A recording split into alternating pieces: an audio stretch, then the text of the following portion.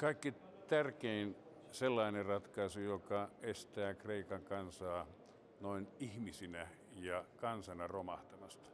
Se on ensisijaisen tärkeää, koska siellä on miljoonia ihmisiä, jotka parhaillaan hoitaa valtavan vaikeata pakolaiskysymystä, ovat laillaan niin kuin meidän itärajamme vartioita ja toisaalta ovat nyt jo kohta 10 vuotta eläneet jännityksessä, joka on lähes sietämätöntä. Ymmärrän kansanäänestyksen tuloksista sen, että 38% oli valmis sanomaan kyllä.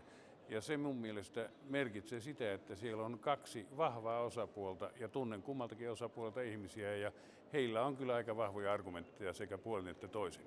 Olen hyvin innokas historian harrastaja ja tunnen erityisesti kreikkalaista antiikin kulttuuria ja siellä nimenomaan tätä antiikin draamaa ja tragediaa.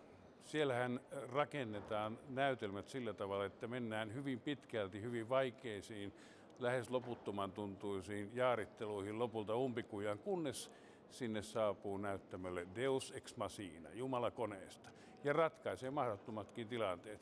Tämä muistuttaa sikäli suomalaista vesi- ja testilannetta silloin, kun vielä niitä neuvotteluja käytiin. Eli punasilmäiset neuvottelee ja sinisilmäiset hyväksyy.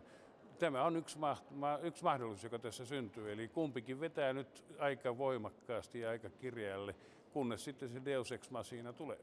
Toivon hartaasti, että se tulee, koska semmoista säällistä, niin monimutkaista ratkaisua kuin mitä tässä haetaan, ei näiden aikojen puitteissa, mitä tässä on käytettävissä, oikein tahdo saada, jos ei sitä vapauttavaa tekijää sieltä tule. Mä luulen, että kunta- ja aluetasolla, kun tämä on jatkunut tämä tilanne tosiaan 8 vuotta, mä muistan, kun Ateenan pääministeri itki meidän kokouksessamme silloin, kun tämä tilanne alkoi, ja siitä on vuosia jo aikaa.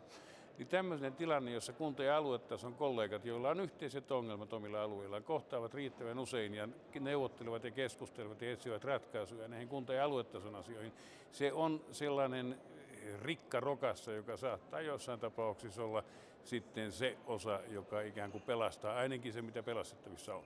Valtaosa ystävistäni suhtautuu kreikkalaisiin erittäin ystävällisesti. Voisi sanoa, että jokaisella on oma kossaarilainen hotelli-isäntänsä ja sitä kautta kaverinsa, joiden kautta he tunnistavat Kreikan ihmisten tilanteet ja ovat halukkaita tekemään talkoita tässä vaiheessa win-win-tyyliin, että he lähtevät turisteiksi ja sitten siellä saadaan taas elinkeinoja pyörimään.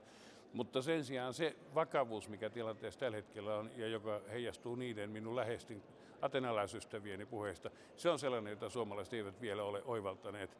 Siinä se inhimillinen tragedia saattaa olla sellaista luokkaa, että me joudutaan humaanisiin aika voimakkaisiinkin toimenpiteisiin ja auttamisprojekteihin.